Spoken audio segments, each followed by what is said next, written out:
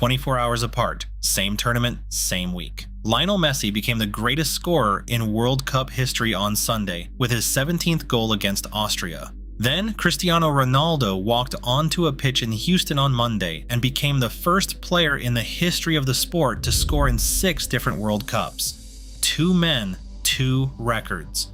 1 final chapter. And the debate that has consumed football for 20 years just got handed more ammunition than it has seen in a decade. Here's the part that makes this complicated, and here is the reason this story is bigger than just 2 goals against Uzbekistan. Ronaldo came into today having been publicly dismantled, not by fans, by Thierry Henry, on Fox Sports, on camera, with footage. Henry pointed to a specific sequence against DR Congo and said Ronaldo was going into Bruno Fernandes's space, blocking his own teammates' runs, playing like a system of one inside a team that needed something completely different. We covered that story in full on this channel. The link is on screen. But the short version is, a World Cup winner, using actual evidence, said Ronaldo was structurally breaking Portugal. And nobody with a serious argument pushed back. Today, Ronaldo scored in the 6th minute and again in the 39th. Portugal won 5-0.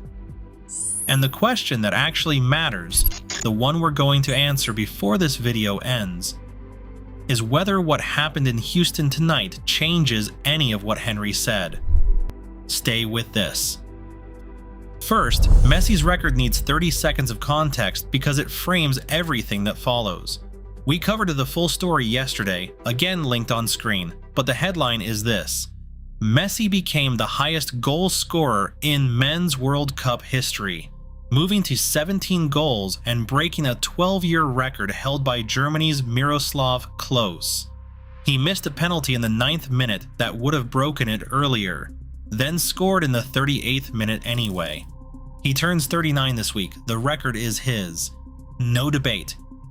Now Ronaldo. Ronaldo scored twice as Portugal hammered Uzbekistan 5-0 in Houston.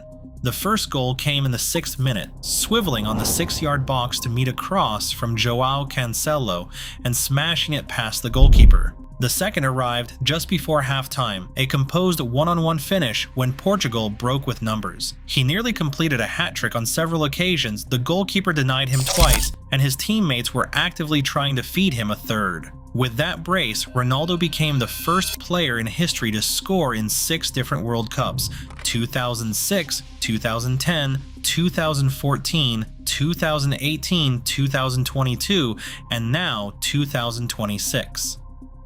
The reason this record belongs to him and not Messi is a single fact that often gets forgotten.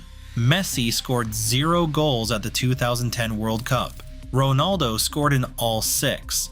That distinction is the entire difference between a record and a statistic. He also broke Messi's record as the oldest player to score a World Cup brace. In the space of 90 minutes, Ronaldo took 2 records that Messi either held or was competing for, and made them his own. After the match, Ronaldo told reporters, "I'm very happy. But for me, the most important thing is our work and the confidence we showed. The team performed really well and improved a lot. Obviously, speaking personally, records are always nice. But my goal is always to help the national team achieve its objectives."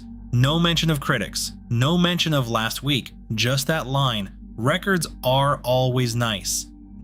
Now here is where this gets genuinely complicated. And here is what the celebrations across social media tonight are missing. Ronaldo was virtually invisible in Portugal's opening World Cup match against DR Congo, essentially absent in the 1-1 draw despite playing the entire game. Thierry Henry's analysis of that performance focused on the positioning issues and the impact on Fernandes. And it was specific, sourced, and presented with footage. None of those tactical criticisms are answered by 2 goals against Uzbekistan, because none of those criticisms were about Uzbekistan. Uzbekistan are making their World Cup debut. Portugal's next match is against Colombia, who beat Uzbekistan 3-1. Henry's critique was about what happens when Ronaldo faces a defense organized enough to punish the spaces he leaves. Uzbekistan were not that defense. Colombia, who have Luis Diaz and the pace and intensity of a South American side with something to prove, are exactly that defense. Saturday's game against Colombia is the real test. It is not a test of Ronaldo's scoring ability, he just proved that is still there. It is a test of the specific structural problem Henry identified.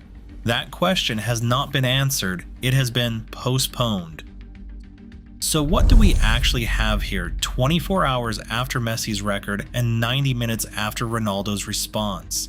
We have two men in what is almost certainly their final World Cup together, both making history in the same week, both doing it in ways that are completely true to who they are. Messi missed a penalty that would have given him the record early, waited half an hour, and scored with his left foot into the corner, like none of the pressure existed. Ronaldo came off a week of the heaviest criticism of his international career, walked onto a pitch against the weakest team in his group, and scored twice with the kind of relief and hunger that tells you everything about what last week cost him. Patrick Mahomes was in the stadium when Messi scored his hat trick last week and posted a GOAT emoji after the second goal, and 3 GOAT emojis after the third. The GOAT debate is not going to be settled by a week of records in the group stage. It was never going to be settled by statistics. But what this week has given the debate is something more interesting than a verdict. It has given it a final chapter.